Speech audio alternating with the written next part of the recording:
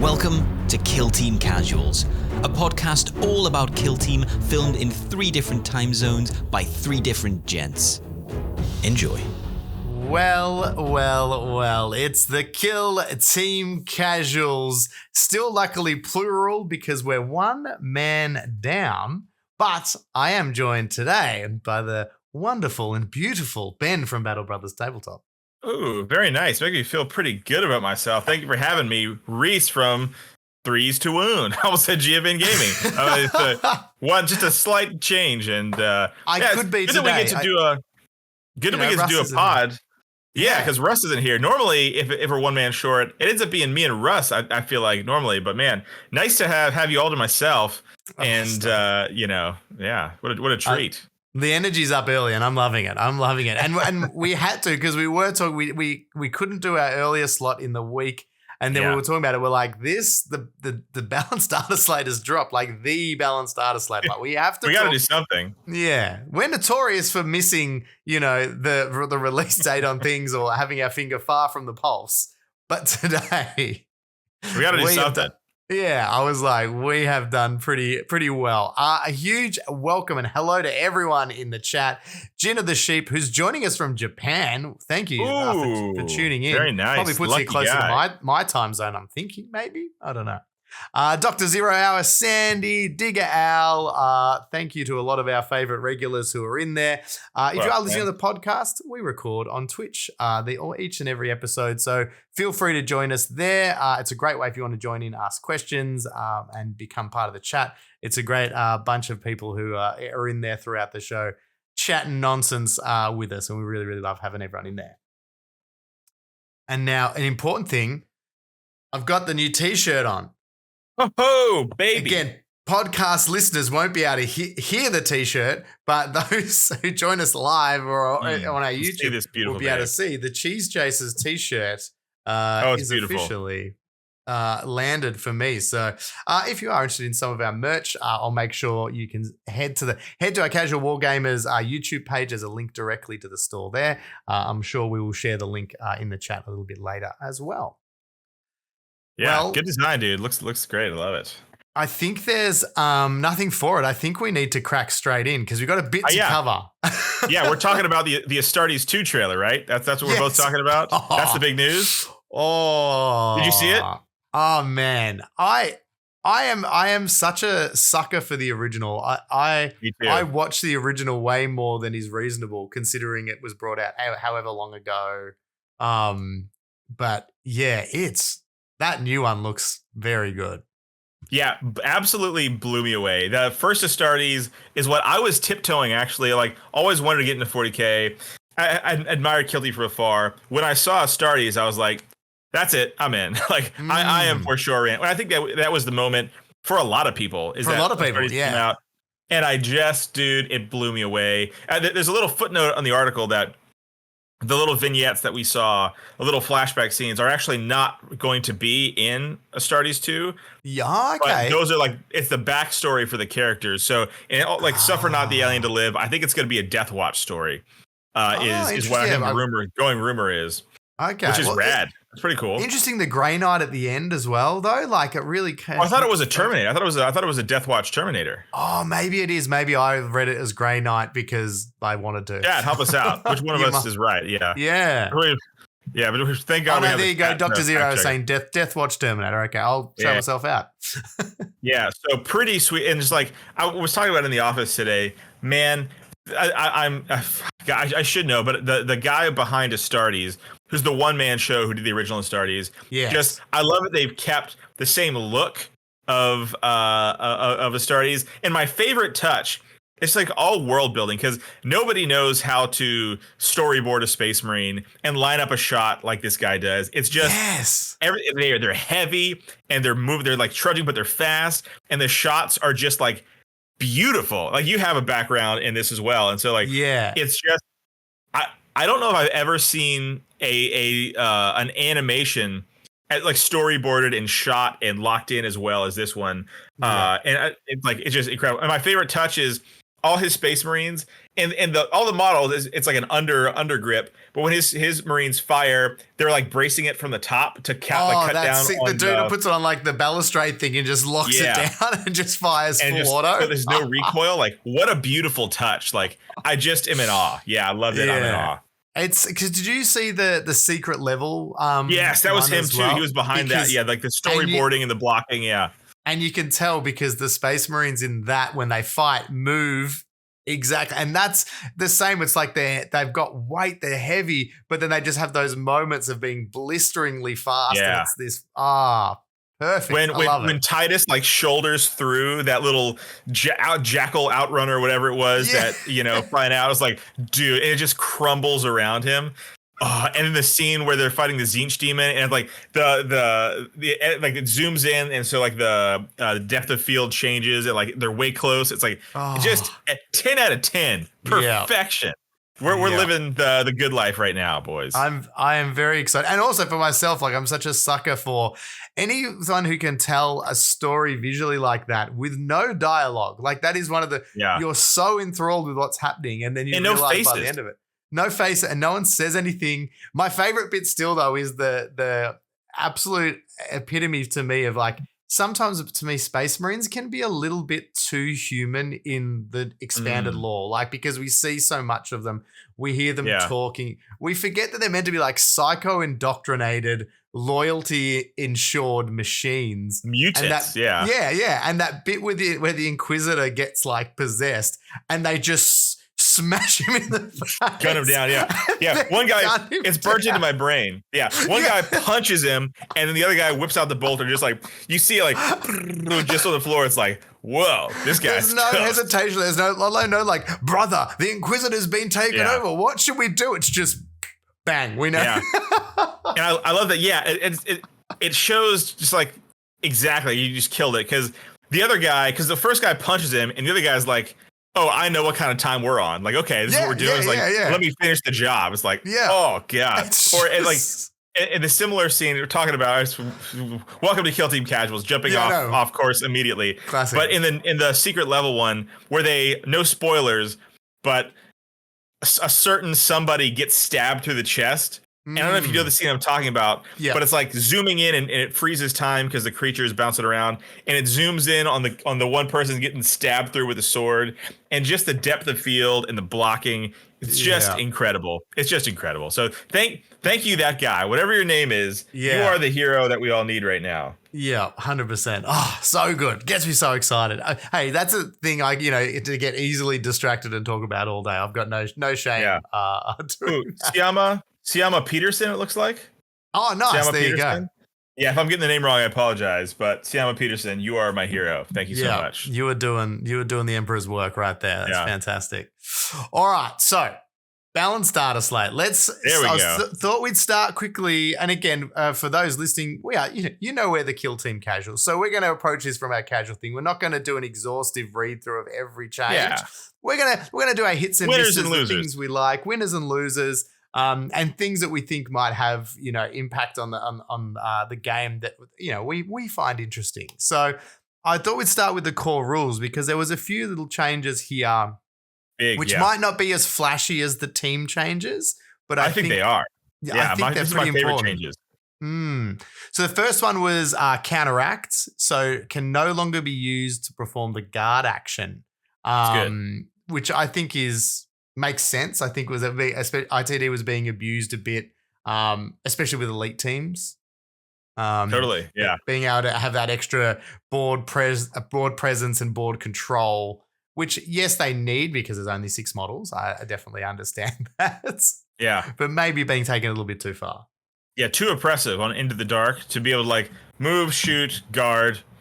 Okay, they pop guard, and then you counteract. I go on guard again. It's like, woof, dude. Like, what? You're killing me here.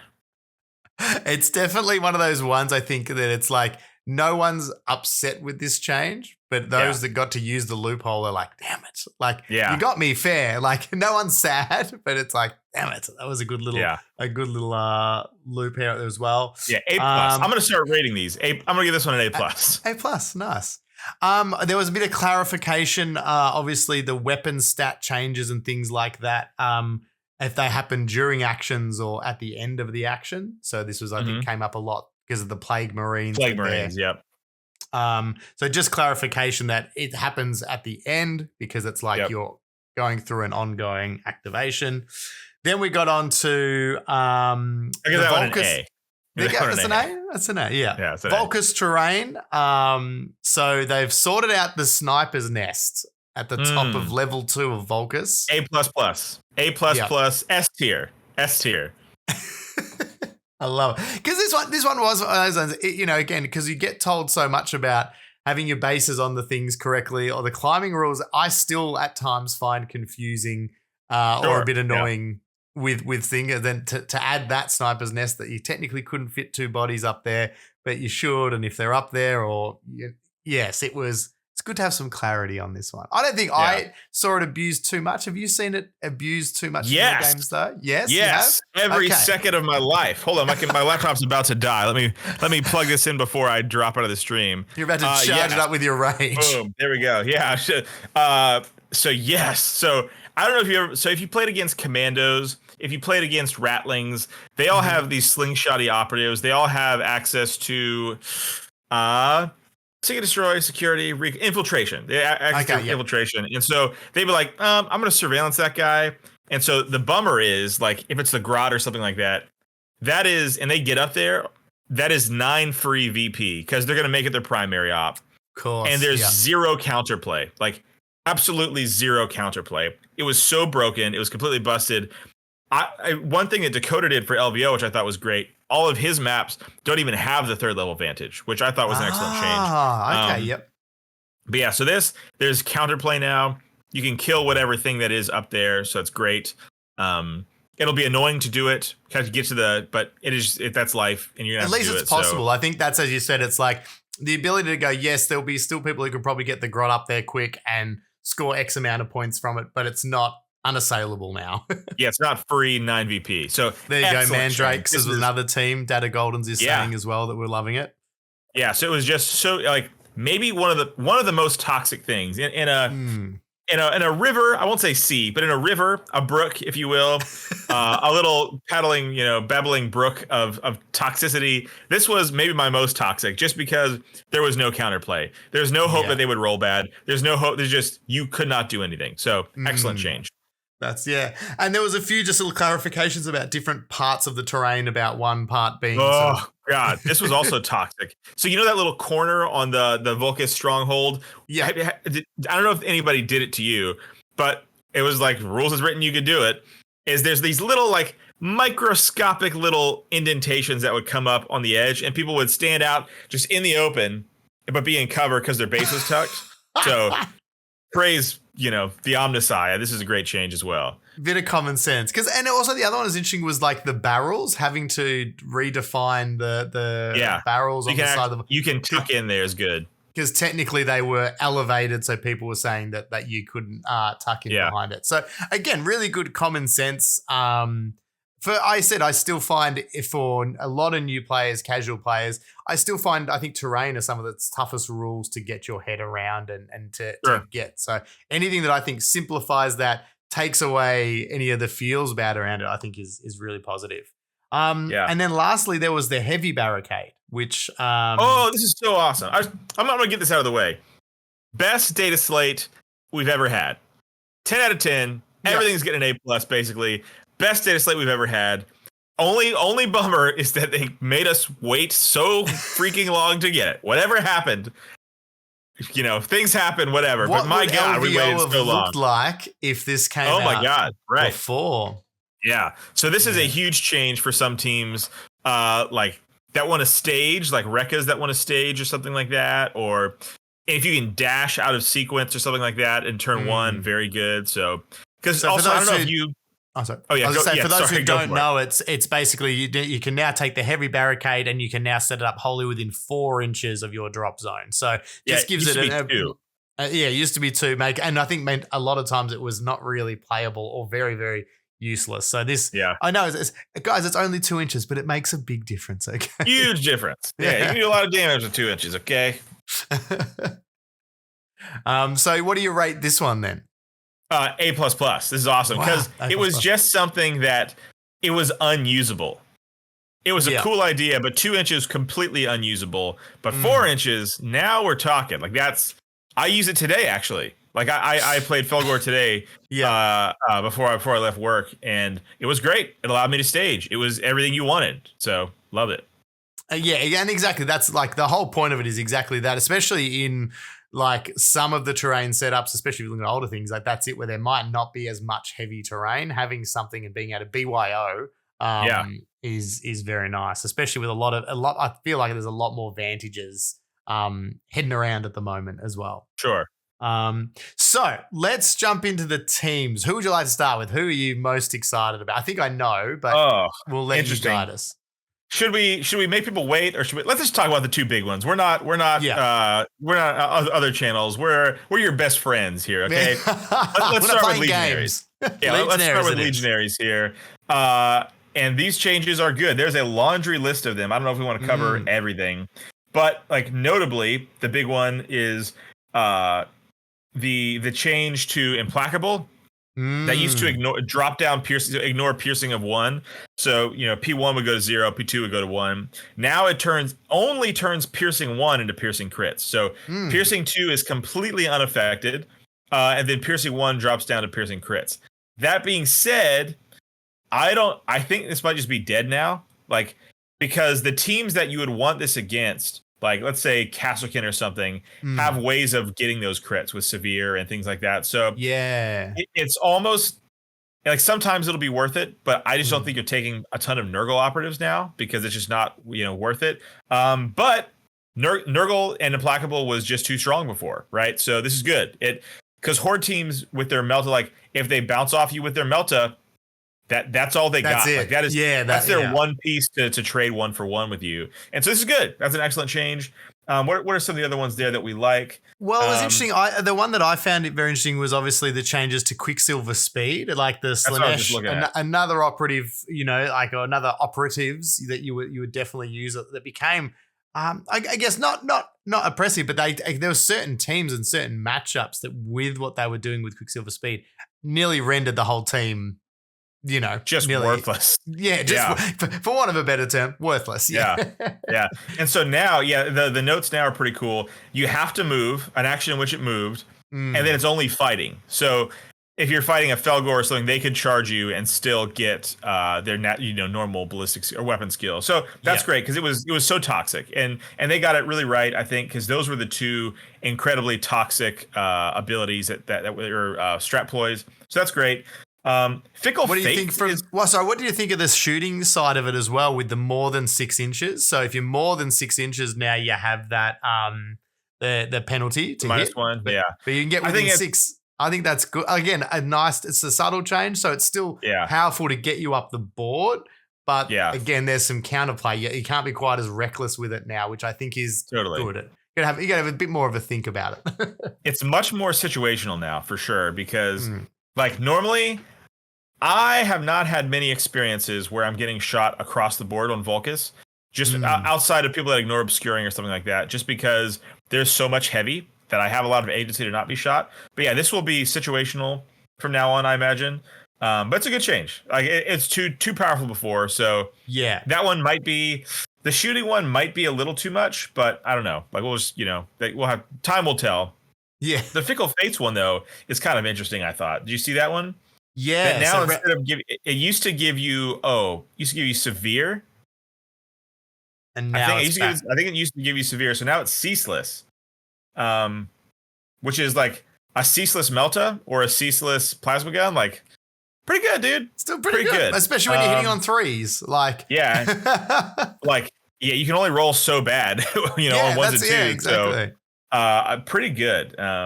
It feels like ceaseless is the go-to fix, if that makes sense, in this. It's the Band-Aid, yeah. Like it seems to be, it seems to be the right amount of, it gives you potential buff. People seem to like it, but it doesn't seem to overtip it into too powerful or OP kind of stuff. Totally. It's like, because you can still stuff it up. You can still miss. It's results of, if you roll 2s and team that's sitting on 4s where you still might only give you 1 reroll, but you might get lucky and get 2. So it's a sweet middle ground I'm feeling in this one for sure.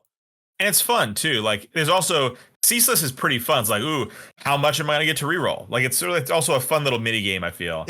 And they toned down. They also toned down the pardon me, what was his name? The Chosen. Yeah, the Chosen. Yes. So he used to, if you're alive and you strike with a crit, it used to be heal D3+3, which was just Donkey Town bananas. Yeah. But now it's if you kill an enemy operative, then you gain D3+1 lost wounds. So that makes a lot more sense to me. Yeah, and it's way less oppressive because it was just so disgusting before. Balefire can't just heal infinitely now, so that's pretty good. You can't use this weapon roll more than once per turn. Pretty good because it used to be heal, counteract, heal. Like it was just crazy, right? So too much. And then the Icon Bearer one is, I think, very impactful. Now basically what it translates to is 1 or 2 extra CP in a turn rather than 4. It was guaranteed 4. As long as he was alive, you're getting 4, you know? Yeah, so now you have to taint an objective, and taint an objective is you have to be on an objective marker with him. I think that he controlled or something. Yeah, and so like you're gonna get 1, and then if you want the second one, you got to go out to play for the middle objective, which probably means you're gonna get got, which is good balance. Like this is an awesome and thematic risk reward. Yeah. And one of the things, all the changes that we see here are thematic. It's not like they suck the flavor out of these guys. No, they fix them, and they still have really good flavor. I think it was interesting as well with the tainted side of it too. Was the interesting thing was the mirror match side of it, which was the if you taint the very objective, thoughtful change, I thought. Yeah, like if like you're playing case and they've already done one, you can't go and also taint it. It's like no, well they did that one. So even that's quite an interesting little bit of play of in that mirror match, which I'm sure will happen a lot. Gonna happen, yeah. There's nearly a bit of a race to do it as well. You want that extra CP where you better get to that one first and then haul ass to the second one. Or there's very interesting. Yeah, awesome stuff. This is great. The last one too, not the last one, but the one that was interesting, and again, to a Legionary player, this will be interesting to see if you think it's changed much. But obviously, we talked a little while ago that Warriors was a very cool thing, being able to change the mark, but they've put a little bit of the brakes on that a little bit. Yeah. So you used to be able to cheese it out and go, I activate this guy, give him an extra APL, because let's say he starts out as Zinch, right? So boom, your Zinch, you get 4 APL, and then I'm going to change my mark to Corn or change it to Slanesh or whatever it was. Like there was some cheese that you could do here. I personally never did this cheese because it seemed as if it was not intended. Yeah, I may have been playing the team, but I wasn't being a total scumbag. And so, I think it's good. It's just there's still, I think you still take them, dude, because the end of the day, I think I kind of want a Chainsword Warrior that does 5-6 damage. Like I'll take it. I'll 3-tap an Intercessor. Bring it on all day long, dude. Like that's awesome. Because I still think with these changes, yes, maybe they're not where they were before, but we were saying off air before, they're still very, very viable. Probably an A tier team, I think. Yeah, it's still good. It's taken that edge off it. But they're still gonna be a tough matchup for most teams. They've still got, I think, the best sandbox to play within their rules. Like you might go, yes, in this thing, Implacable's not as strong, but they've still got other options that now people might try that they weren't using before as well. We'll find new synergies of you take that away, we've got more options. Yeah, they still got a 2-up save. Like they didn't touch that, so they still have a 2-up save, which is kind of bonkers. And for the equipment, so they have that. Like, they're still a great team. So, I think the changes were thoughtful and thematic and just great stuff, I feel like. I think the Fickle Fates thing, Ceaseless, though, it fixes what it fixes is you used to run a rending tainted bolt pistol on your sergeant or your champion, and you'd roll dice. It's like, okay, no matter what happens, I'm going to get 2 crits here. It's like you have severe and basically, because you could turn one, you could auto get one hit with equipment, and that turns into a hit, or probably turns into a crit, which then turns another one into a hit, and so you're just critting people to death like John Wick over here. And so now Ceaseless though, but Ceaseless is also that's pretty good, dude. Still pretty good. That's pretty good. I think the one thing you don't want to take away, and this is for all teams and all war games in a lot of ways too. Like fundamentally, it's a dice game, so I think you've always got to be careful taking away too much dice rolling. You know what I mean? Like it's like, so I activate this operative, and then he just auto retains X. He does this, which auto retains another one, or converts this, and all of a sudden, before you know it, you've only had to roll one dice, or your dice, or only one of the dice mattered in the roll. You know, it's like you still want to be like rolling. Oh, ceaseless. Okay, I've got to roll again, but there's still a chance it can go good or bad. The moment you take the dice rolling out of it, you start to eliminate the flavor. Agreed. Yeah, well put. What about the Warp Coven? Because they have been the other big bad. So this one, I tell you what, I'm going to skim this one, brother. This one, there's a lot. There's a lot going on here. And I am not a Warp Coven expert. I'm a small brain man. I'm not a big brain man. So what we have is the Sorcerer of Warp Fire. Whenever you shoot, you have to select Seek Light or Devastating One. You can't have both, because you used to cheese it out, and your Doom Bolt, or I think it was the Mind Burn, was just devastating. Yeah. So that's cool. And you have the Temporal Flux thing. Only affects the distance in the first effect of that rule. So you can't just get the full 9-inch on everything now. So you have to actually kind of play around that. The Ethereal Warding. This is the big one. It's the same thing that happened to Legionaries. Ignore Piercing 1 is now Piercing 1 drops to Piercing Crits, and Piercing 2 still does as much damage as it ever did, which is great.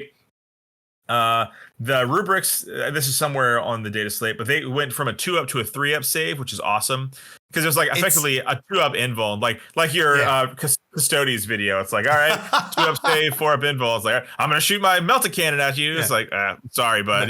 Made the save. Yeah. So this is pretty good. I know there'll be people out there that will be upset with the 2+3+, because it's always been a thing, like in 40k, that the rubrics, it's empty armor and it's tougher and it's like it's their thing.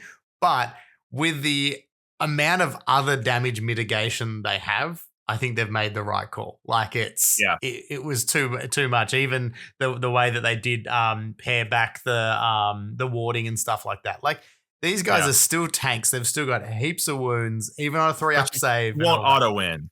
Yeah, that's it. Because like Warp Coven won Worlds, Warp Coven won LVO, the biggest kill team tournament in the world. Like, so they're just incredibly strong. Doom Bolt has been toned down. Let's see, Mind Burn has Seek Light now, which is awesome. So they can't just ruin your life from the other side of the board. There's a laundry list. I don't know if you want to cover all these, but like the bottom line is, I think it was bottom line is they made a lot of right calls. And guess what? Yeah. This team is still good. The team is just fair, because what the problem with this team in Legionaries, and I always don't even want to waste any more time talking about it because we've done it for so long, but they just weren't fair. You know what I mean? Like they didn't have to play the game, which is why like Legionary, my favorite team of all time, I stopped playing them after Worlds because they were so boring. And like I don't have to play the game. It's like, okay, I'm ignoring all your piercing and I have a 2-up save on the one guy you need to kill. Oh, look, you didn't kill him. Great. Now you're dead. What a surprise. Yeah, I'm going to counteract. Oh, wait, you did 6 damage to him. Okay, counteract, heal him up, back to full. You hate your life and I'm bored. So like, it's just not a fun way to play. And so now these teams have to play the game. Like, awesome changes. And they didn't like ruin them. They're still fun thematic teams. That's exactly right. I think that's the coolest thing that I've seen and taken out of it is the fact that they're still worth playing. We were talking the other team that maybe we think might have been hit the other way, because there's a few teams that are a bit like this, but maybe someone like Hierotek, like maybe or Hierotek, dude. They did not deserve the beating they received. They were too good, but they got absolutely butt stomped, dude. This is brutal. Yeah, something like this. The Psychomancer got trounced. Like the you come back on 1 wound now instead of D3 plus or whatever it used to be. So like it's just a bummer. Like I don't think that's a team that I'll say I don't think they don't look fun to play anymore. That's one where I think it seems like something's fundamentally now been changed with these rule changes that it's like, ooh, I don't know if they're not. It's going to be fun now. Like agreed. Yeah. I reckon Hierotek, though, are a team for me I've had a bit of a love-hate relationship with them because they have seemed to always be in that position where they've felt way too strong, or they'd have an oppressive trick like the nano mine and all that stuff that went through that phase of being just miserable to play against. But then they have other times where they do try to, and then they just seem to drop them right off. They don't seem to be dealt with ever with a gentle hand. There's no in between. Hieratech are either the worst team ever or they're busted. It seems to be a hard team to balance, which yes. There's a lot of moving parts. I get it, but I think they hit him too hard here. Yeah.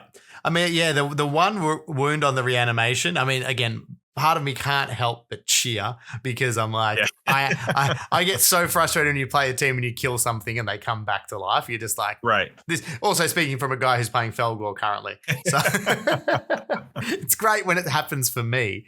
Right. Just other people. Yeah. The Dad of Golden saying in the chat, he played the Hieratech last night.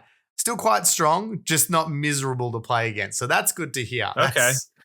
I'll say this. I played against them quite a bit, and I never found them miserable to play against. I thought they were maybe a little overtuned, but I played against them with a couple of teams, and I didn't think they quite deserved the awful, devastation that they rained down upon them.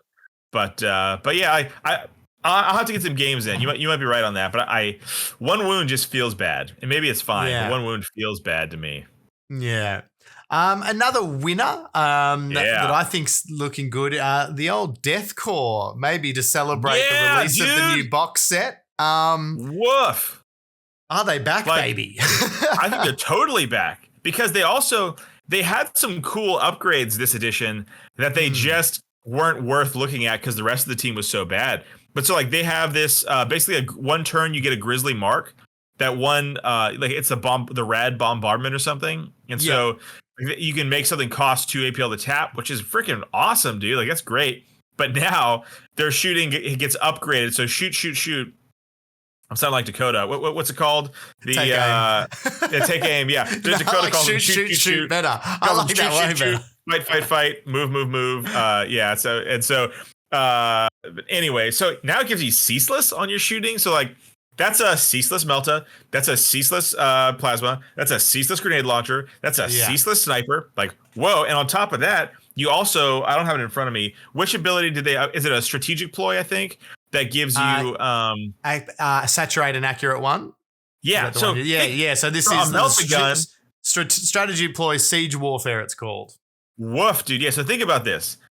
How you like to roll a plasma? We should look at the math on this. An overcharged plasma on 4s with accurate 1, ceaseless, and saturate. That's incredible. That's one hell of a stack of juicy rules on a sniper. 1 CP. Yeah, for the team. A strategic ploy, right? Yeah, strategic ploy. Friendly death cooperatives, range weapons have saturate and accurate 1 across the team. So you're gonna have to eat a plasma, Melta, grenade launcher, sniper, whatever, plasma pistol with ceaseless, accurate 1, and no cover. Good luck, dude. That's great. This is fun. Their shooting is their real punch here. So awesome. You love to see it. They gave me cancer last edition, but it's fun to see them be able to play the game now. So. Well, that's it. You were saying a friend of the show, Dakota, he was working hard to give them a go, and it was at Worlds and stuff like that. Only one who took them to Worlds. Yeah, I know, and it was very clear they were missing. That's it. They're meant to be that horde thing, but they're still meant to have some punch in the shooting. That's it. They can't take a hit, but they can deal them out, and there's lots of bodies to do it. And I think these again, didn't change much. Really, was it 4 or 5 changes max, and only adding small things, but very impactful. And bringing in ceaseless again, as we said, our favorite. Still making you roll dice. You're not getting that automatically. So you've got choices to make things to re-roll. I think it's I think it's pretty good. The other things were smaller changes. Yeah. Another winner for me that I wanted to highlight that I think people aren't going to talk about, but Scouts. Ooh, Scouts got a cool little upgrade, 2 little upgrades. So, number 1, they got an extra scouting New step.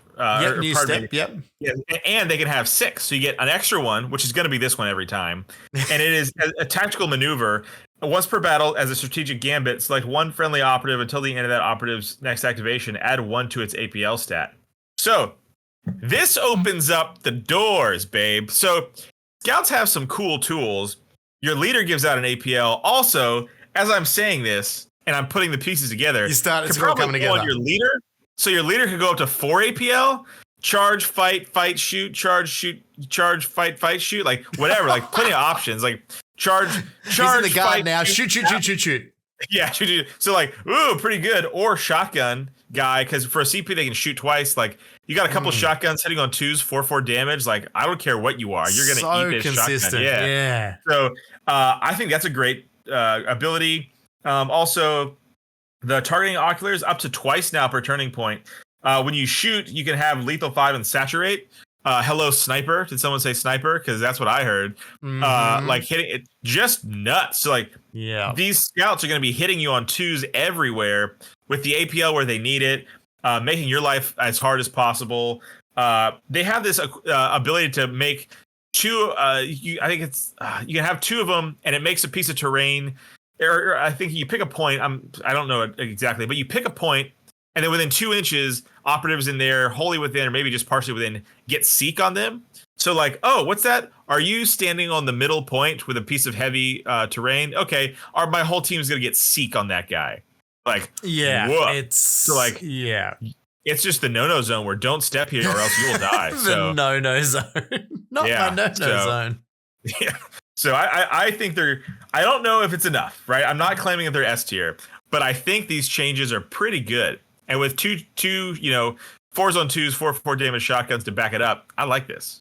This is a team I think that's benefiting as well from the fact that a lot of the sharks that were bigger than them have now had some of their teeth taken out too. So it's like they've got maybe only some would say incrementally better, but their main predators have gotten worse.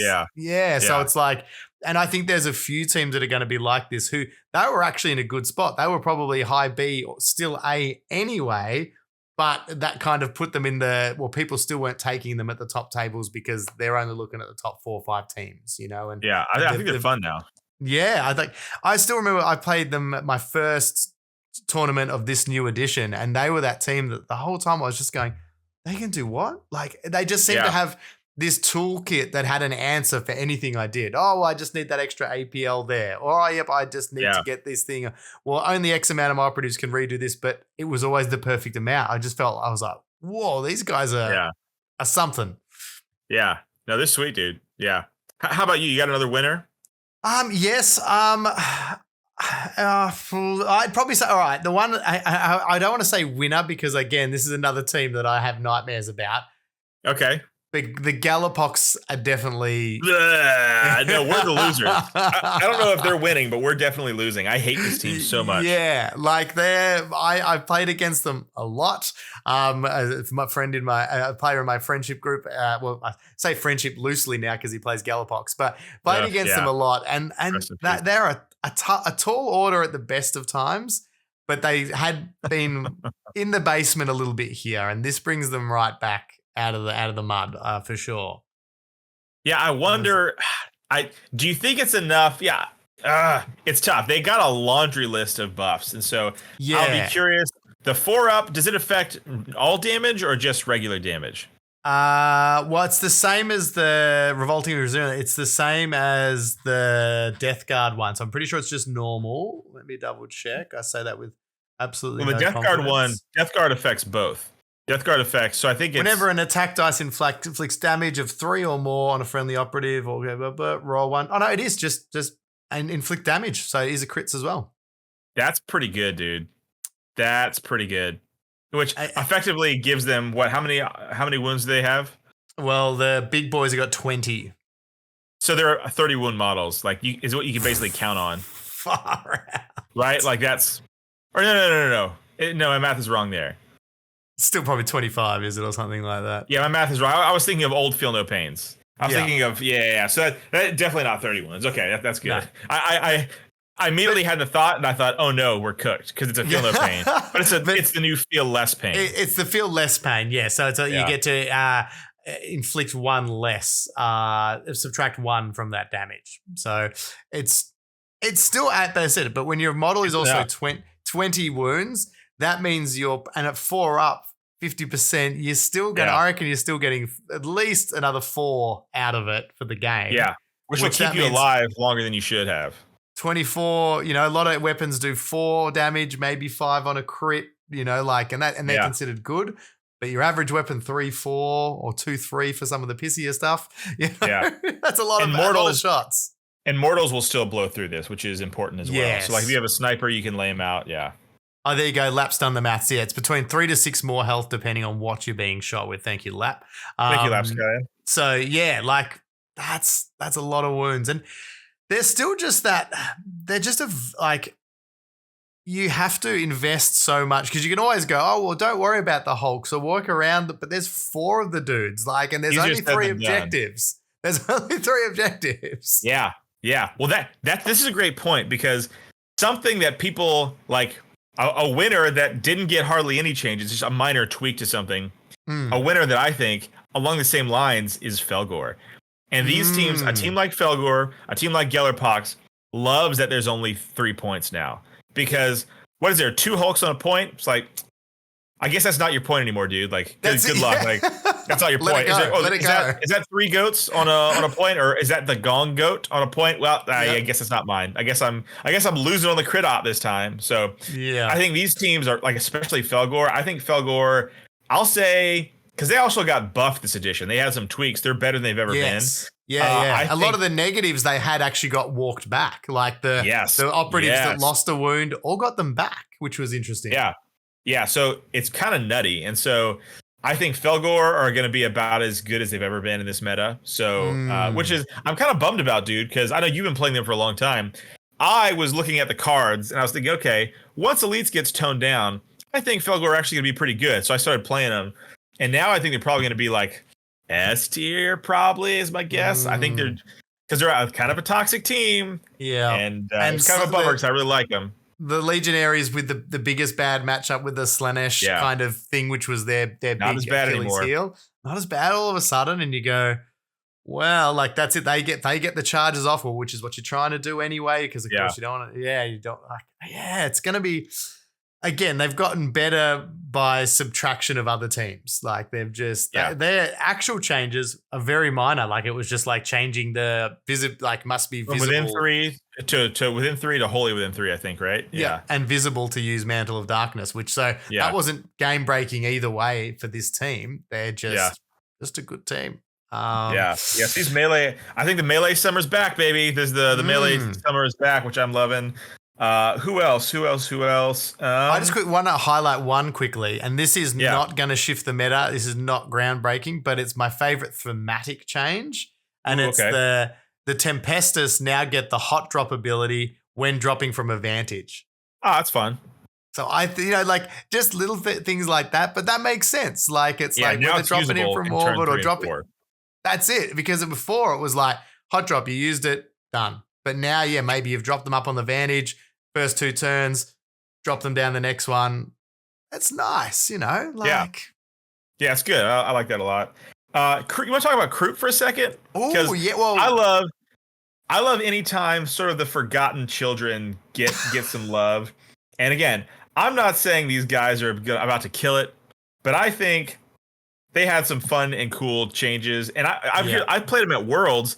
I played a lovely fellow, I think from Italy at Worlds, and I could have lost that game. It was my first time playing them. It was very close. I could have lost. They have Poach, which is just at the end of the phase, that point's mine. I'll take it. I have 1 dog on there. You have 16 APL. It's like, I think I'll have what I'm having, and you take the point. They have these awesome buffs that bounce around. It used to be a big one is it used to the buff would be balanced, or no, pardon me, it used to be the auto retain accurate, but now it's balanced, and balance is so good because you want to fish for those crits a lot of the time.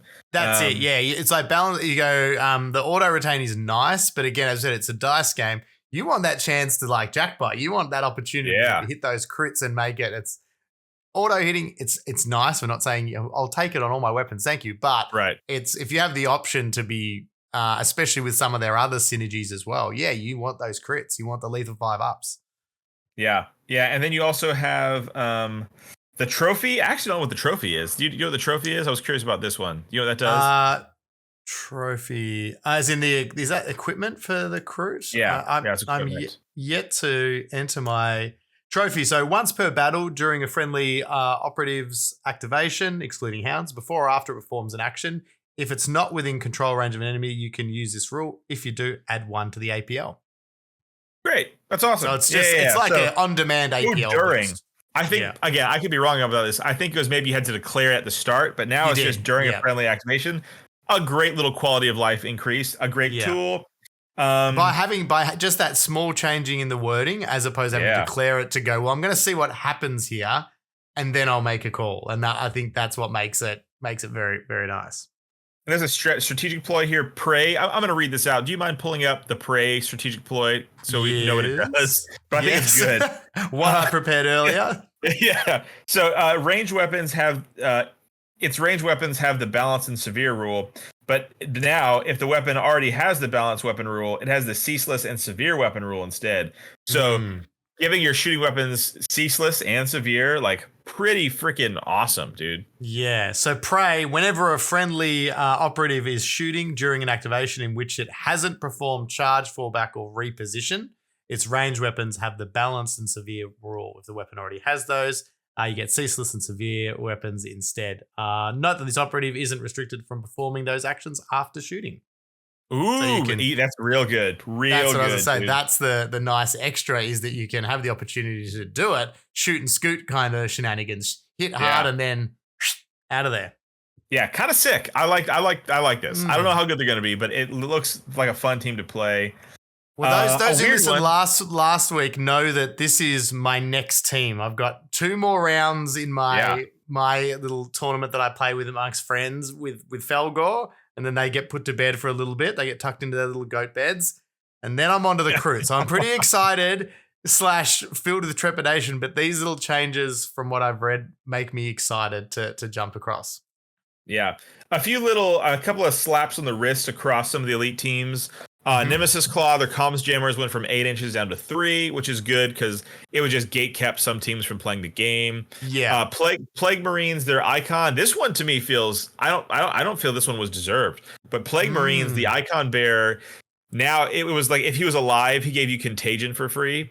Yep. But now he has to be in your opponent's territory, which I guess it made as a thematic change. Like I'm spreading the pox. I'm bringing it with me in my But like, I don't think they were killing it that bad personally. So like, I don't really love that one. Again, are they going to be better though because the other elite teams got hit a little bit? Correct. That might, and because is it preemptive? Because I mean, it does suck for them, but I guess their play style is to plod forward. So maybe that's the mentality. They're like, well, we're not going to reward you for holding him back. Like we're going to make you get him on an objective, make him get him up the table, but. Which is good. You're right. Like it's thematic. Yeah, but I'm with you. It's like I'd probably say there probably isn't enough data to suggest that needed to happen just yet. Yeah, I agree. Maybe but that's good. Maybe they have the foresight. They know what they're doing. So do you want to maybe, unless you have anything else burning in your loins to talk about, what is if we want to call our shot? What are some of the best teams right now going forward, whether they got buffed or not? Who do we think? Unless you have some other teams you want to talk about. No. I think I've done my winners and losers of that I feel comfortable talking about with any pretend knowledge that I know. I sound like I know what I'm talking about. My hot tip, a team, and this may not blow anyone away too much, but the team I think that's going to step up, and I only know this because I played them last week, is the Phobos. Oh yeah, 100%. I think they've 100%. Been that. They were still just in the wings, like they would still be turning up at these tournaments and events. They've had a lot of legs, and again, a lot of the things that held them back, a lot of the teams either haven't gotten better or have gotten worse. And I think there'll be some and again, skilled players. I must highlight this: skilled players will be very good with them. They take they're not an auto magic elite team. They take you've got to know what you're doing with them for sure. Yeah, I couldn't agree more. I think they're in a great spot. Maybe I don't know if we want to call it S tier, but I think as far as the elite teams, they stand out to me as probably the best ones. Like they have a lot of tricks, a lot of tools, very rewarding, rich gameplay. Yeah, we already said I'm gonna pick Fel Gore. I think Fel Gore are going to be a problem. I think we're gonna see the next data slate. I think we're gonna probably see some changes to them. I've been running games with them, and I worry they're just not fun to play against. It is a fear I have, hey, because we're talking about it's not about that. Yeah. It's like I'm just sucking all the APL. Like I feel like if there's a big APL swamp, I'm just sticking a big straw in it and just slurping. I'm stealing all the APL that there is. I think they're gonna be great. Yeah, I think they're gonna be one of the best. Shockingly, by the way, we didn't say anything. Void Dancers did not get any real changes outside of Mirror of Minds going to 8 inches. Right. And while they haven't been winning tournaments, they have an exceptionally high win rate. Yes. So Void Dancers, I think, looking kind of good. Dude. And on the casual scene down as well. Like they are, if like top table, maybe you get people, they've been around for a while. Maybe people are getting a little bit better, but like they're a really hard team to play against. Like if you haven't played them before, they gatekeep. They will gatekeep mid tables hard. Like it's pretty intense. And from the chat as well, a couple of shout outs from the chat on teams to watch out for. Dr. Zero Hour saying Exaction Squad. Oh, I have been playing quite a bit of Dr. Zero Hour's Exaction Squad, and I think Exaction are kind of sick, dude. I think they're kind of sick. Okay. This edition they got a big. They're not the joke they once were. I think they're cool. I think they will be a good sort of anti-goat pick because you have your subductors that are double parrying. And like I've played them many times. What it comes down to is I kill everybody on the board except the guys with the shield.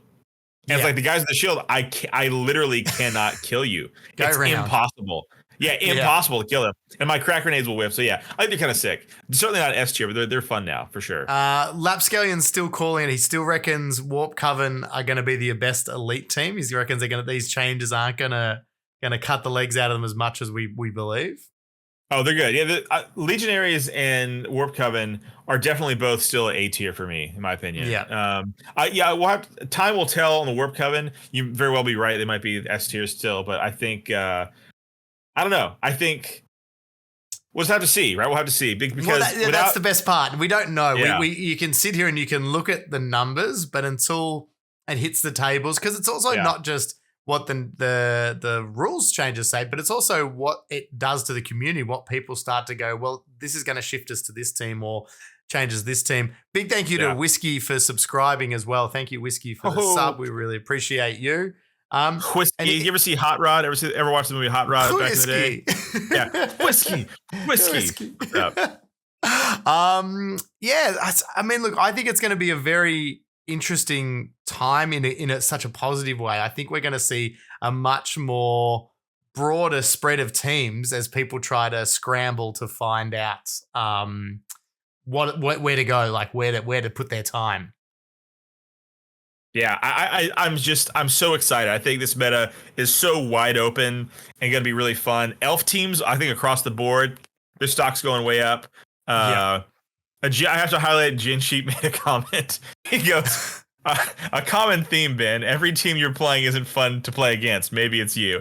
Hey, I'm trying over here, okay? I'm trying my best. Am I drawn to the toxic feels bad? Maybe, but I try to be a nice guy to balance it out, okay? And for the record, I was playing goats. Well, I think they've always been a feels bad. So maybe to be fair, I think, what? I'm not. Yeah. I started out with righteous anger, and now I think I'm just doing some introspection and realizing maybe he's right. I love it. I love everything about that. That's fantastic. I think there's going to be some interesting things. I'm excited to mix up the teams. We were both. You were saying this earlier as well that excited to try a few more teams in this current situation. Totally. Like you've been an avid Legionary player and a supporter for a long time, but you're branching out a little bit and keen to try some new teams. Yeah, Nemesis Claw back on my radar for sure. Mm-hmm.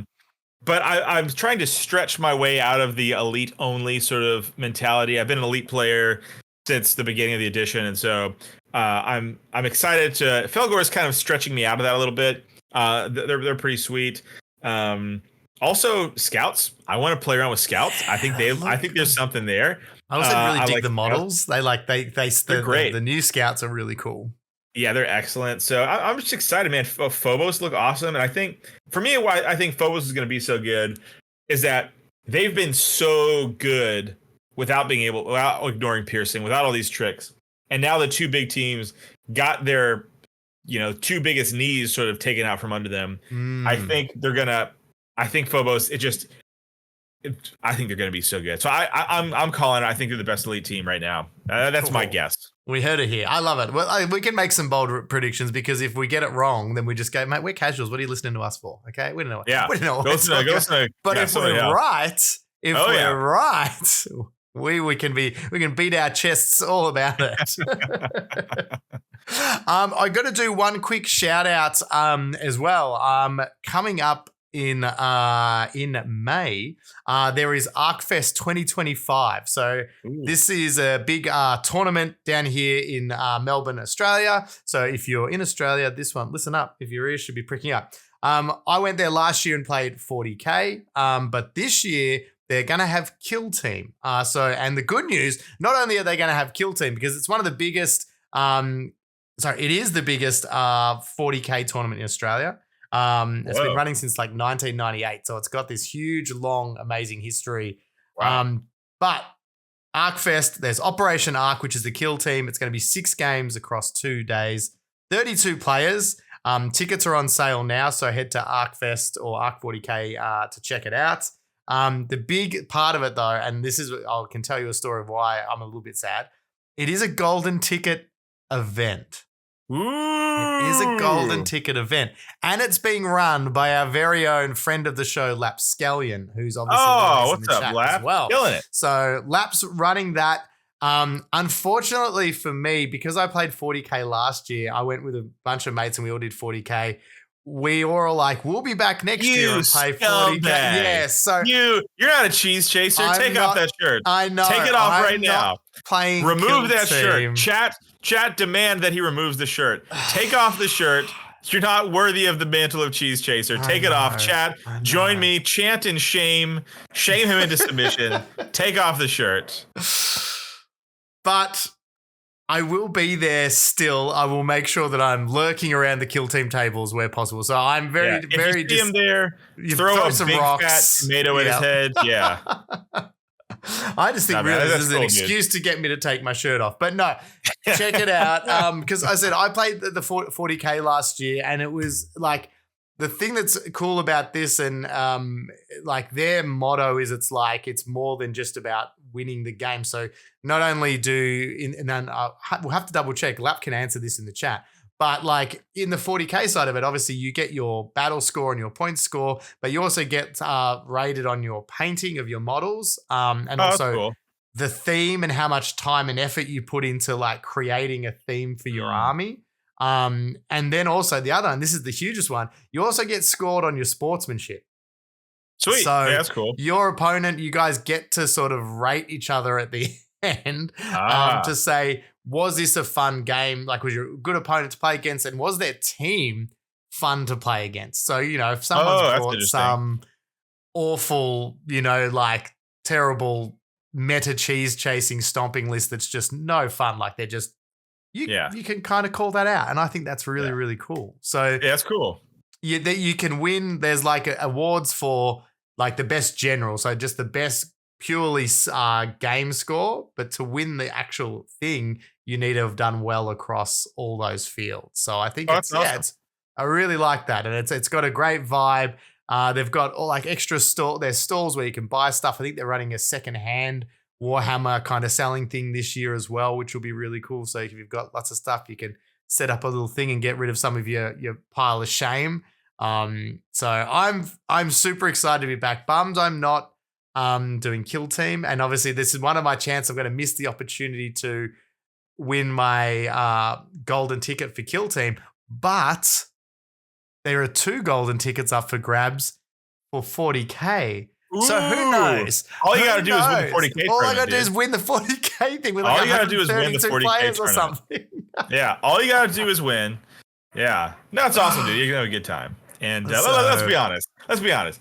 Man, the year is early. You're not quite ready to take on a kill team golden ticket. Not there yet. So might as well have a good time. I've got to build. I am going to. There is one coming up in Sydney. I think it's in April, called The Purge, which is a golden ticket event. I went up to Sydney for that last year.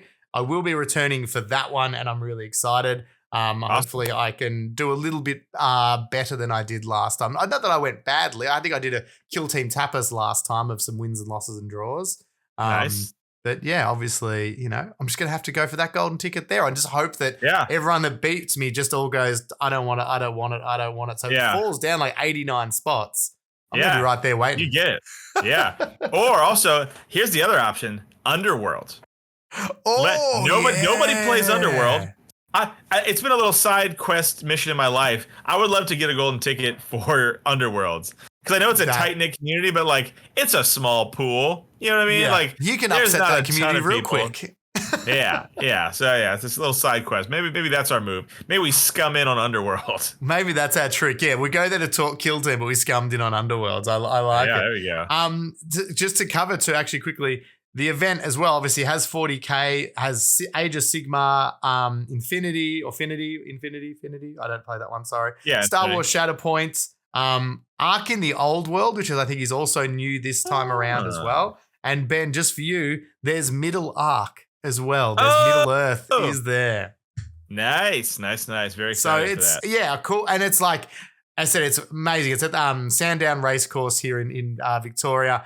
And so it's this huge venue. There's tables everywhere, like all the different game systems. So like you finish your game not early, but you do best, and then you get to wander around and check out everything, and it's a really awesome. good 2 days. So I'm very, very excited to be heading back. I'm probably make some videos leading up about me trying to work out what I'm going to take, because there you go, 20,000 square meters is how big the space is. I could not even begin to conceive what 20,000 meters looks like, which is large. Yeah. I don't know how many miles that is. Sorry, Ben. Meters. Yeah, miles. Oh, God, thank God. Now I know what a mile is. What's a meter? But yeah, so I'm going to hopefully be doing some stuff leading into it, talking about my lists and stuff like that. And then in future, when I start playing some Kroot, maybe then I'll also start doing some Kroot stuff as well as I work out what I'm doing with those guys. Spicy. Yeah. No, I'm dipping my toe into 40K as well with I've started painting my world eaters for us. Have we talked about this? I can't remember if you said it was off air or not, but you did mention that you'd kind of inadvertently collected world eaters. Yeah, I've got randomly like 1,600 points of world eaters just bouncing around. So I was like, let's do this. This will be fun. And then if I want, I'll just trade it in or sell the army or something. But it'll be a fun little side quest in life. So having fun with it. That's it, mate. So maybe you'll get your golden ticket at 40K as well at this rate. Yeah, I figure I'll breeze in, just upset the entire world. Yeah, can't be that hard, dude. Can't be that hard. Surely, it's easy. Awesome. Well, look, I think that's a good spot. I think we did a pretty good job covering a lot of the balanced data slate. Yeah, I think so. So thank you for joining us, Ben. Thank you for taking on the lion's share of the actual rules there. I appreciate that. Well, let's be honest here. Had Russ been here, I don't think he would have known anything. So I think really this is a net nothing. I think he would have added or subtracted nothing from this, because it would have been us doing this anyways. He wouldn't have read it. He would have waited for us. So I think this is a net equal here. So and we have, if anyone's wondering, we know the Vespids got some changes. Yep. We will obviously save those to talk to the number one Vespid player in the world when he's back Bugman himself. Yeah, when he's here. Yeah. Yeah, no, man, good stuff. I think this data slate is awesome. I think it's one of the all-time great data slates, if not the all-time great data slates. It was just late. More like, hey, data slate, more like data late. Data late. Am I right? Got him. But yeah, I think the meta we're about to be in is going to be freaking awesome. So life is good, though everything is looking up in the kill team side of things. Yes. Maybe not in the regular world, but thank God that we have the kill team world to look up in. We've got the grimdark universe of the 40K to escape to with our kill teams. Awesome. World, well, dude. Thanks to you. If you like the Cheese Chasers merch, check it out. I'll pop the link in the chat. Get that shirt, dude. Or casual wargamers as well. Head to our YouTube page there. There's a link directly to the store as well. Goes a big way to helping us if you like it. And we've got some new designs on the way. Maybe, do we? Sexy Crab Hotel, anyone? Maybe one in the works. So yeah, some new styles and new designs for you as well if you want to rep the team. But that's it. Thanks so much to the chat. Thanks for listening on the pod, and we'll see you if we get our act together next week. 07's in the chat, boys. 07s. Yay.